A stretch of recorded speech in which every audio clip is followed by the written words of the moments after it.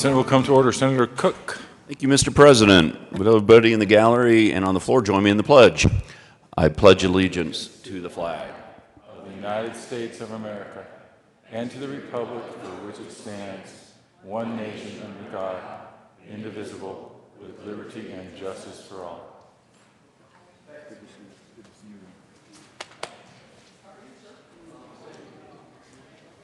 Mr. Majors, please call the roll. Senators Aguilar, Baumgartner, Carroll, Cook, Crowder, Donovan, Garcia, Grantham, Guzman, Heath, Hill, Hodge, Holbert, John, Johnston, Excused. Jones, Kafalis, Kerr, Lambert, Excused. Lundberg, Marble, Excused. Martinez Jimenez, Merrifield, Neville, Newell, Roberts, Sheffel, Scott,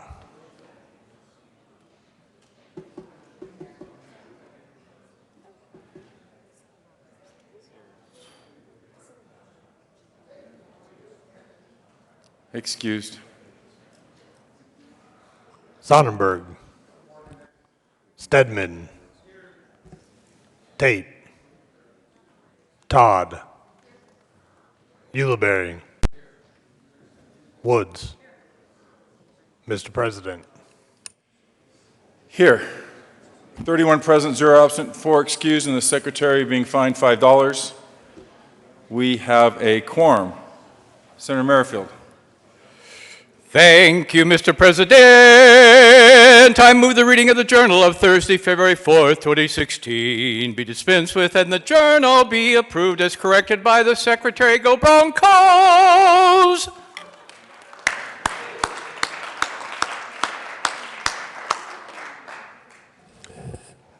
Wow.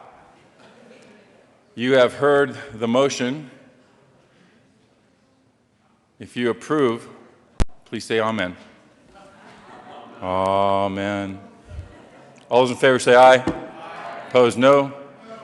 The motion is adopted and the Journal is approved. Reports of committees of reference.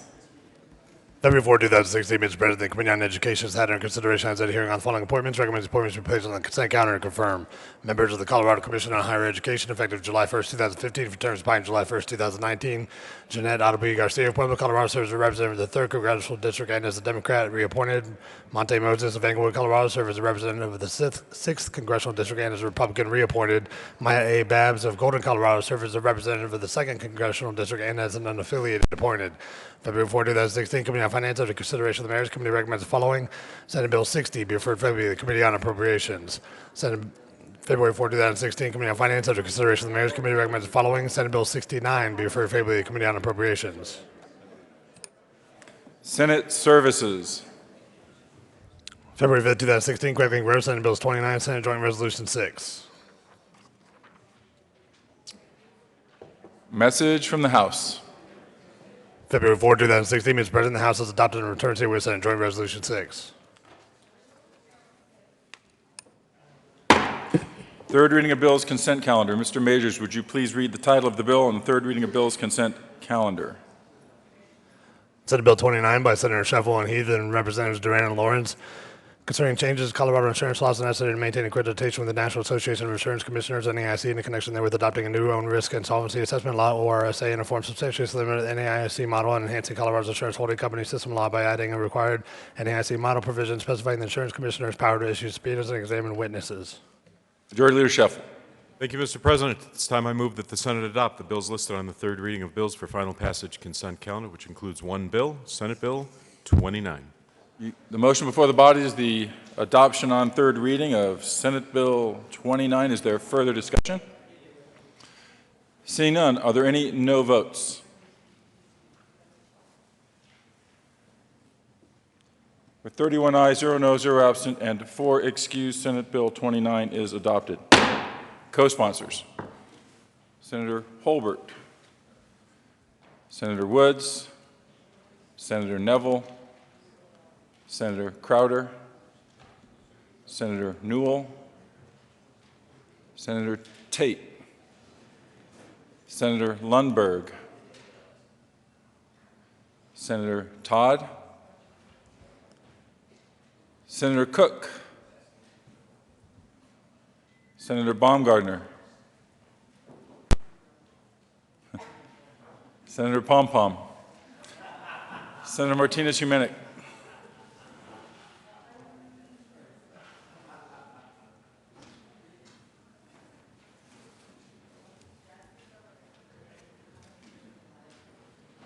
Senator Grantham,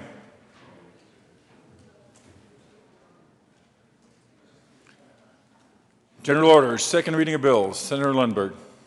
Thank you, Mr. President. I move the Senate resolve itself into the Committee of the Whole for the consideration of the General Orders, second reading of bills calendar. You've heard the motion. All those in favor say aye.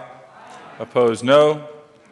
The ayes have it. The Senate will resolve itself into the Committee of the Whole for the consideration of General Orders, second reading of bills. Senator Lundberg will take the chair.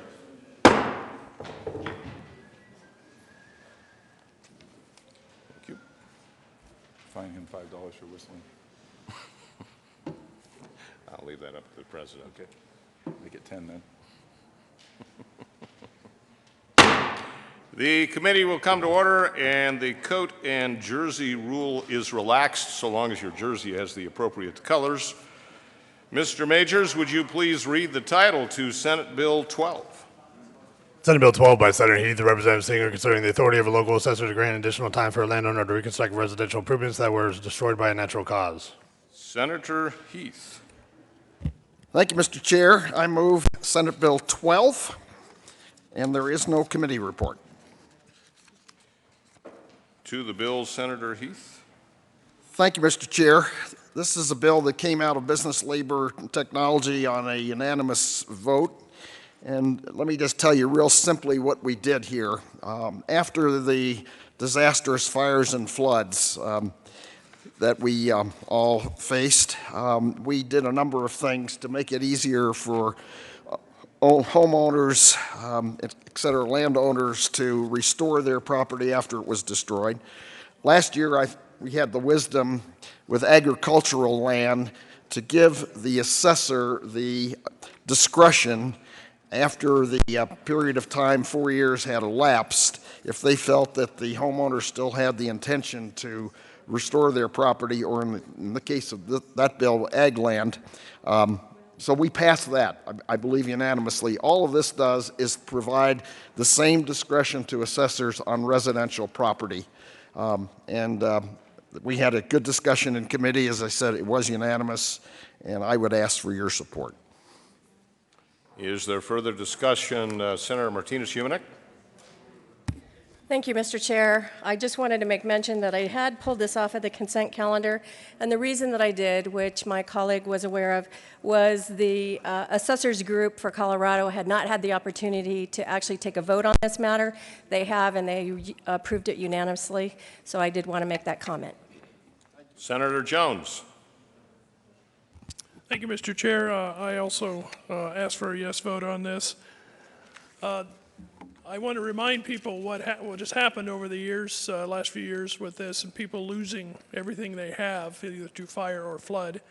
I met with the Longmont City Council at our annual meeting last night, and they say their flood recovery will be done, get this, in 5 to 7 years. Now, this happened in 2013. 5 to 7 more years. And what they are sorting through is a lot of red tape and not enough money from the federal government, particularly through FEMA and the Community Block Development Grant process. And they need more money from that to get their people back into homes and help them and get their infrastructure back in place and make their town a little more flood-proof. And they don't have that yet. 5 to 7 years. This bill helps people who were just devastated. They lost everything. And so I think giving them a break so they can get back on their feet, so we can give them a little help with this, a hand up, if you will, is a great idea. But I also want to remind people we're not done yet. And every time one of these tragedies happens, one of these disasters happens, we're going to be going through this again and again and again. And so we need to get ourselves ready for that and support people who have had very unfortunate circumstances come to their lives and help our fellow Coloradans out. So I ask for a yes vote. Senator Kofalos. Thank you, Mr. Chair. Good morning, colleagues. I too rise in support of Senate Bill 12. And briefly, I'll just say that I have worked with and heard from a number of constituents who were devastated by the High Park fire, the 2012 High Park fire west of Fort Collins in Larimer County. 85,000 acres burned. And I've heard from constituents who have said they need more time than the 5 years to try to get their lives back in order.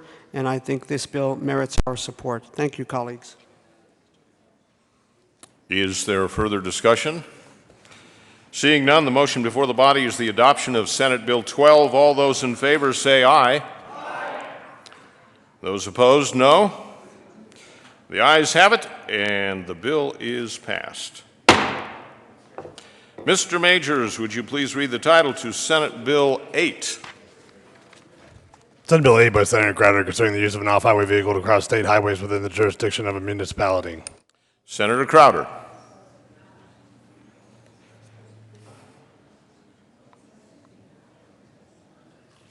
Thank you, Mr. Chair. I move SB 008 forward and also the committee report LG 001. To the local government committee report, Senator Crowder. Thank you, Mr. Chair.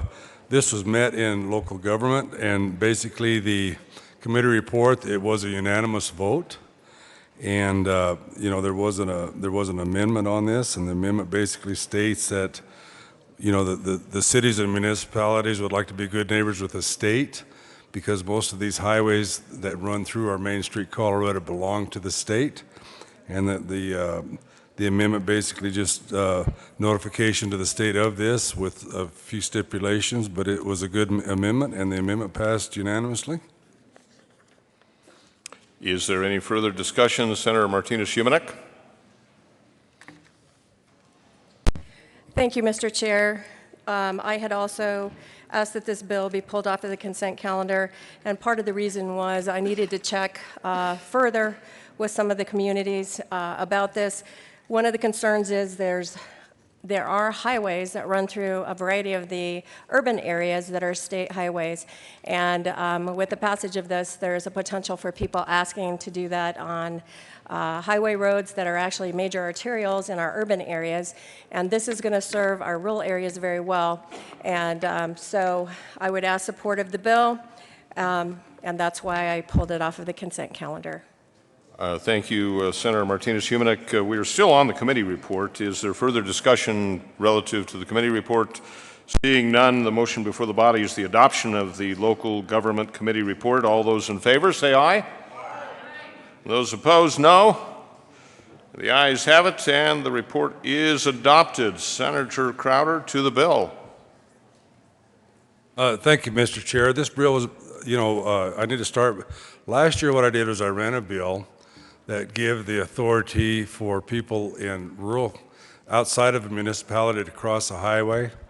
And this year I come back with a bill to include municipalities to do the same thing if they choose. Now the bill basically, in my opinion, is an economic driver, because what you see out in rural Colorado substantially is four-wheeler clubs, snow-wheeler clubs that they use.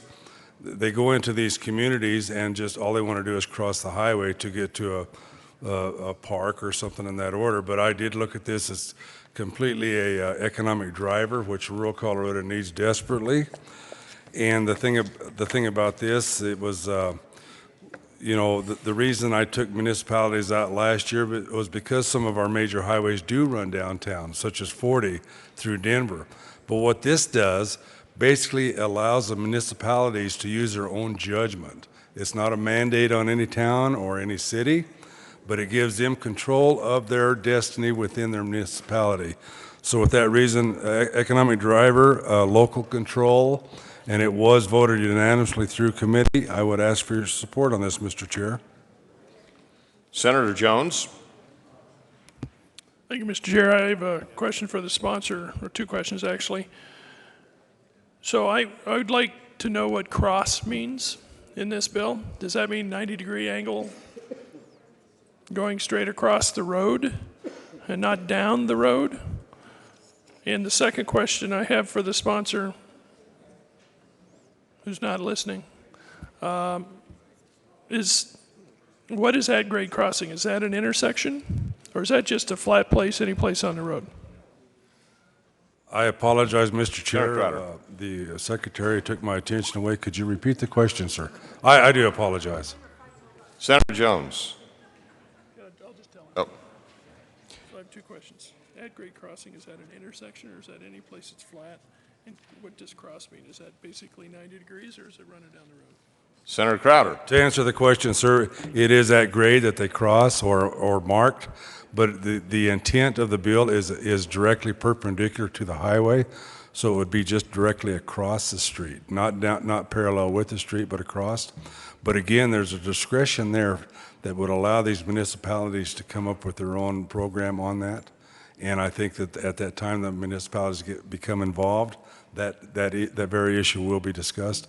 And the intent is if an individual needs to go a half a block down the street to get to a crosswalk or somewhere that's a legal place to cross, he may very well be given that authority to do so without the threat of a fine. Senator Jones. So my understanding, at-grade crossing can be any place that's relatively flat and not an intersection. So that would mean somewhere in a city, somebody could basically, not jaywalk, but jayride, if you will. You could just cross the street, any place down the block, as long as you're generally at a 90-degree angle to the street. Senator Crowder. That could very well be possible. This is at the discretion of the municipalities, how they would like to handle that. I can tell you currently the law states that to cross a grade or whatnot, they would have to do perpendicular. So I do believe that this is a just approach to give local control back to our small towns, which rely on this for economic development. Is there further discussion? Senator Martinez-Humanek. Thank you, Mr. Chair. Again, part of the concern that I had is for our municipal areas, our urban areas that do have state highways that go right down the middle of their communities, and having ATV vehicles crossing there. While I do see the need for this in the mountain and rural communities to help bolster their tourism, that is still a concern for safety. We actually had some children that were hit on an ATV, and it was not a state highway, but it was a very busy street that was a connector. So that, again, is why I asked that the bill be heard today on the floor. And I just want to go on the record as stating that that is a concern for the urban areas, but I do support it for the rural areas. Senator Crowder. Thank you, Mr. Chair. Again, I can understand the situation that my coworker had, but the reality is this is a setup for those municipalities to make that decision. And that's all we're trying to do, is we're trying to get local control. And I think it's a good bill, and I would ask for your support. Thank you, Mr. Chair. Is there further discussion? Seeing none, the motion before the body is the adoption of Senate Bill 8. All those in favor say aye. Aye. Those opposed, no. The ayes have it, and the bill is passed. Majority Leader Scheffel. Thank you, Mr. Chairman. I move the committee rise and report. The motion before the body is to rise and report. All those in favor say aye. Aye. Those opposed, no. The ayes have it, and the committee will rise and report. Very well done. I like your voice.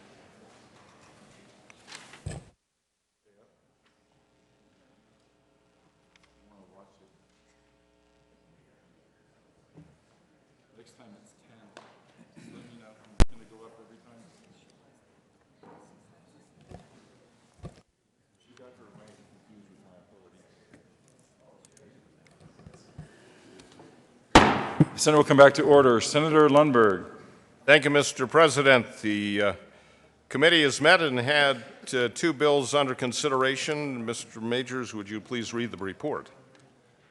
February 5, 2016, Mr. President, the Committee of the Whole vacancy reports that under consideration of the following tax bills, we second reading thereof makes following recommendations thereon. Senate Bill 12, Senate Bill 8 is amended, passed on second reading in order to gross pays account for third reading and final passage.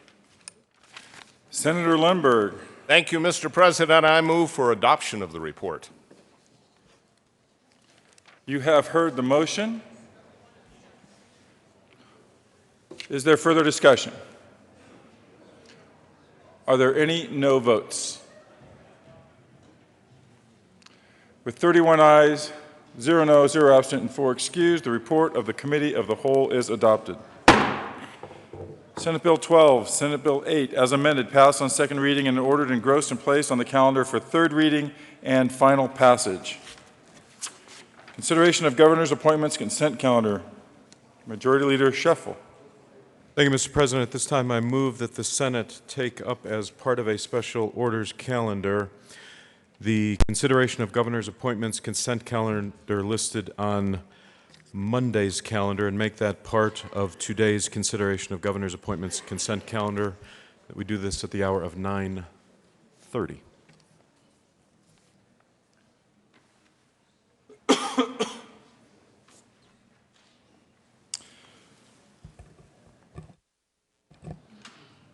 You have heard the motion. This requires a two-thirds vote. All those in favor say aye. Aye. Opposed, no. That seems to be about two-thirds. The Senate will take up the February 8th, 2016 consideration of governor's appointments consent calendar on special orders at the hour of 9:30.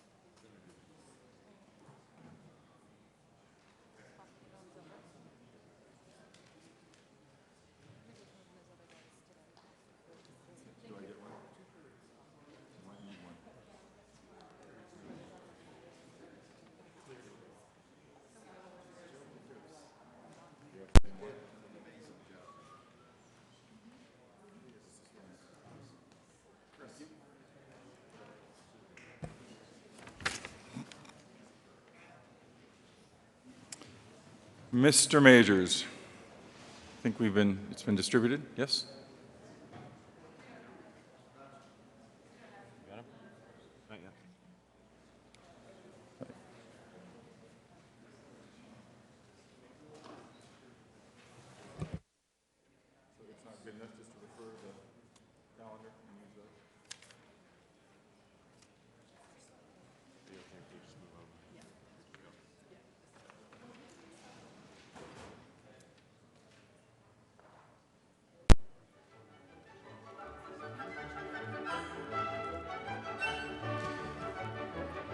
We'll stand in a brief recess while the distribution happens.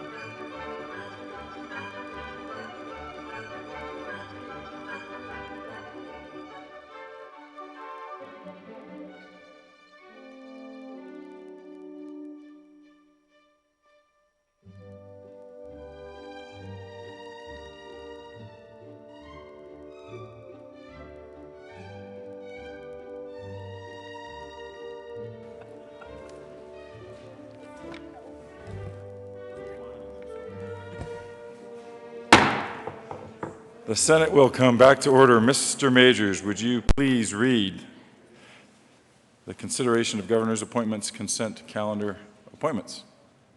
Member of the Colorado Lottery Commission for a term expiring July 1st, 2019, James Howard Davis of Westminster, Colorado, serves as a representative of law enforcement and as a Republican reappointed. Members of the Board of Commissioners of Veterans Community Living Centers for a term expiring July 1st, 2017, Cheryl Ann Kruschke of Wheat Ridge, Colorado, who has expertise in nursing home operations and who has experience in multi-facility management of nursing homes, and occasioned by the resignation of Mary Ann Terry of Aurora, Colorado, appointed for term expiring July 1st, 2019, Ann Kerr Meyer of Evergreen, Colorado, the state long-term care ombudsman, and occasioned by the resignation of Nancy Lee Ferrier of Wheat Ridge, Colorado, appointed. Executive Director of the Department of Regulatory Agencies, effective June 1st, 2015, for a term expiring at the pleasure of the Governor, Joseph Neguse of Broomfield, Colorado, and occasioned by the resignation of Barbara Kelly of Denver, Colorado, appointed.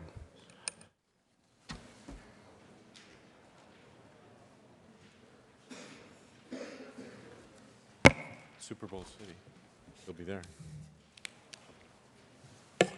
Majority Leader Sheffel. Thank you, Mr. President. This time I move that the Senate confirm the governor's appointments listed on the special orders consideration of governor's appointments consent calendar, which includes a member of the Colorado Lottery, members of the Board of Commissioners of the Veterans Community Living Centers, and the Executive Director of the Department of Regulatory Agencies.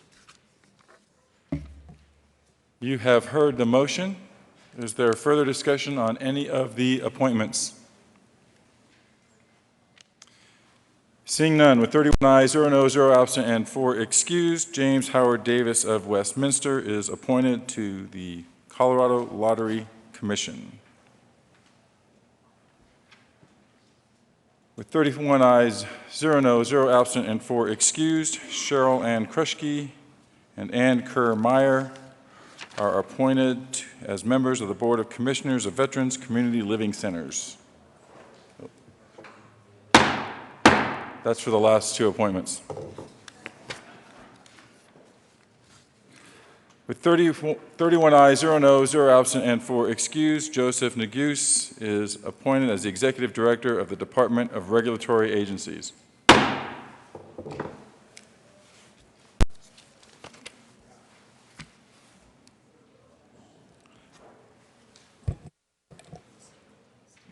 Reports before signing bills. Committee reports. Committee reports.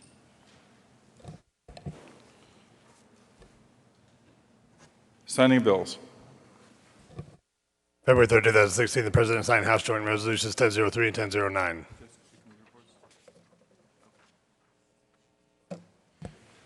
Committee reports. February 4, 2016, Committee on Agriculture, Natural Resources, and Energy, after consideration of the Mayor's Committee recommends following Senate Bill 55 be referred to the Committee of the Whole. Favorable recommendation with the recommendation be placed on the consent calendar.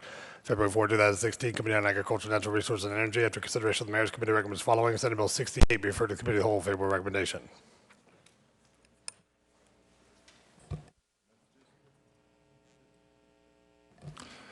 Announcements. Senator Newell.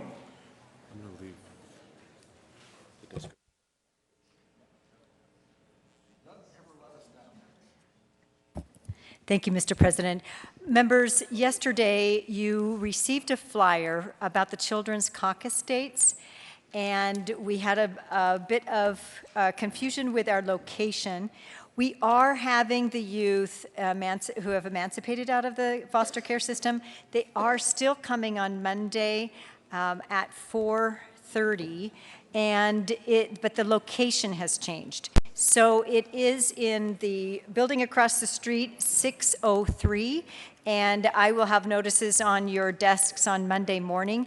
It is a panel of youth who are talking about their experiences in the foster care system, and we can ask them anything we want to. It's one of the most popular attended usually each year, and hope you can make it. And the other dates on that flyer are fine. So I just wanted to make sure you understood you can go to the Veterans Caucus.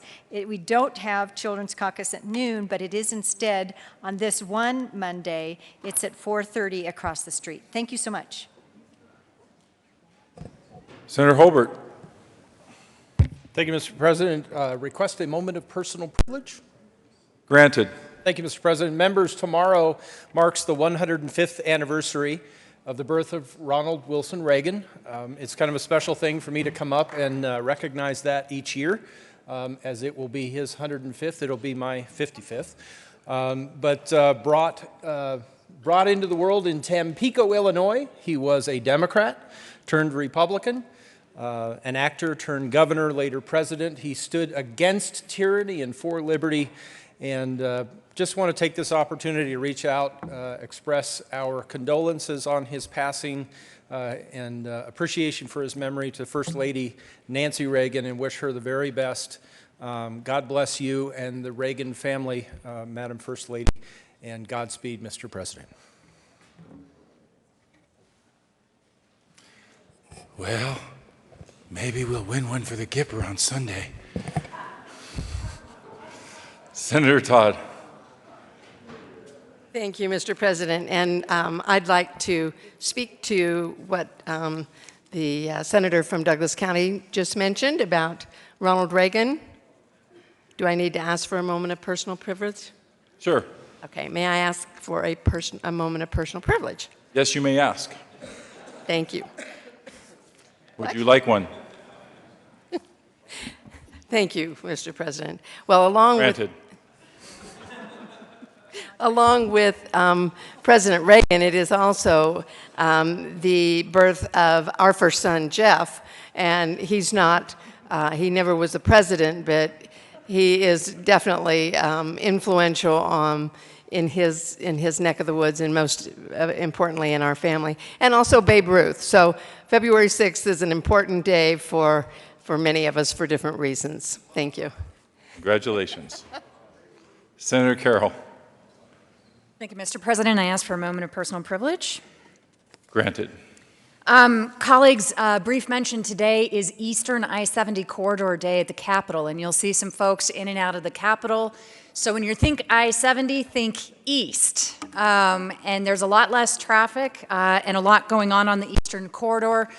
Just wanted to lift up that a lot of what is happening in our state, whether it's agritourism, aviation, energy issues, transit issues, education, healthcare, on down the line.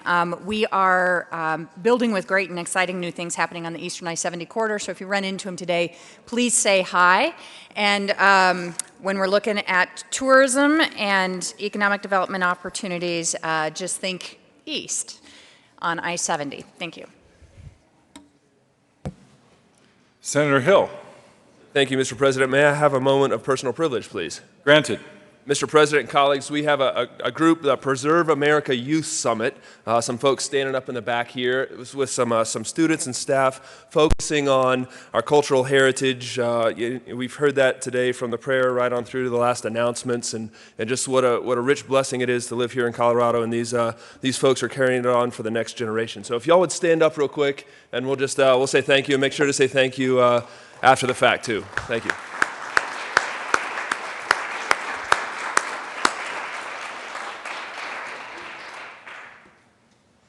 $2, Senator Hill.